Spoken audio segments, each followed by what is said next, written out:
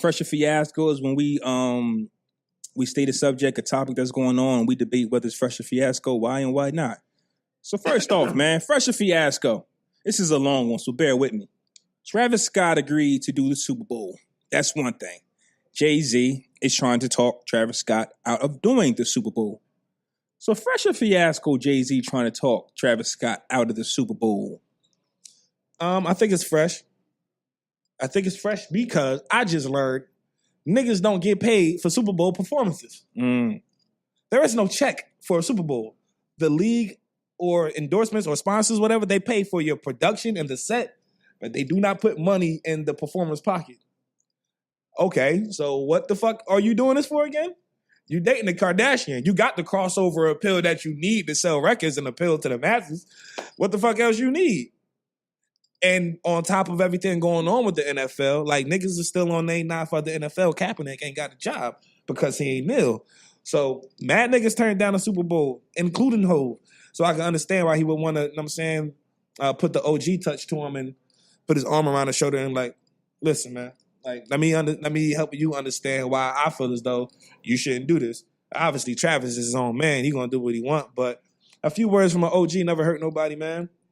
I'm going to go fresh that he's trying to talk him out because at first I wasn't paying attention to the whole nobody's doing the Super Bowl thing. I just, was just like whatever because I haven't really enjoyed the Super Bowl performance since like a Beyonce or Bruno Mars. I mean, the last year with Timberlake was trash, bro. And there's a few others where I just be like, bro, I don't really care for the Super Bowl halftime show. But then it got brought to my attention that black musicians were turning down the Super Bowl in honor of Kaepernick. It's a stance of unity. Mm-hmm. And then here goes Travis Scott jumping out the window. I'll do it. And it kind of like, when we're trying to unify, we just can never do it. It just, we can never stand strong. And we almost made it. I think if not for Travis Scott, there would be no black musicians or black artists performing at the Super Bowl. And I don't feel like everyone is always, every single person never sticks to the plan. There's always one. Like, it's always a few we almost had one, though. We almost had, this was almost going to work. Maybe this conversation with Hov would change his mind. But then again, I dug some stuff up with Travis Scott. He had an interview in 2014. With the shit about Mike Brown? With Hot 97, yeah. And Ebro asked Scott how he felt about the Ferguson and how hip-hop affects the youth culture.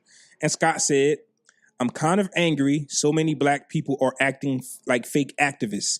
I'm not saying he deserved to be killed, Mike Brown. But I'm not saying that he didn't deserve to pay for his consequences he probably inflicted. He then goes on to talk about the problem with black people and being that there's always has to be a disruption when something like Ferguson's situation happens. So he's kind of like on the fence of all situations where he's not pro-black. And I wouldn't say that. I wouldn't say he's not pro-black based on that statement. I'm going to say he's not pro-black based on that statement. But I'm saying what do you define as pro-black? I'm saying that he has his own. I'm not about to tell you my definition of pro-black, but when I got from this was I don't know the definition of pro-black. I said your definition. No. It doesn't have to be a dictionary definition. But fine, go ahead. I can't think of it off the top of my head. I'm just telling you when I read this, it sounds to me as if he's going with what feels good to him. Instead of, even if you believe Kaepernick is a good quarterback or not, or Kaepernick belongs in the NFL, we need to stick together for this purpose. He's taking it upon himself to say, well, I don't think the NFL is racist. I'm going to do what I want to do type of vibe. I'm not going to say that.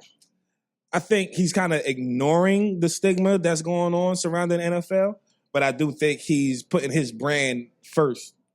Right, especially since there's not a bag involved. So the only thing that you're really getting it out of it is an audience that probably didn't listen to you prior to you performing at this event, which is what all concerts are like anyway. Now, I don't know the true definition of pro-black, but if you go my brand or the perp or the cause, I'm going to say that you really ain't pro-black. Mm-hmm. That's all I'm saying. I don't know the real definition of it, but if he had an option, his option was get out there and gain more audiences or stand up for what you believe in. So at the end of the day, there is no bag, but at the same time, he's married to a Kardashian, just like you said, and are they married? I don't know if they're married. I don't think so. They just got a kid. They together, they close, but at the same time, you don't think she in his ear? It's kind of like how Nicki was in Meek. I'm gonna show you how to cross over. Oh man, them Kardashians is bad. I'm gonna show bro, you how to get. all I'm gonna show you how to get this money. All of them. And getting this money is not you got to do the Super Bowl because you don't get paid to do the Super Bowl. But I've known so many artists' albums has skyrocketed to the top after performing at the Super Bowl. So it's just I don't think he needs it, but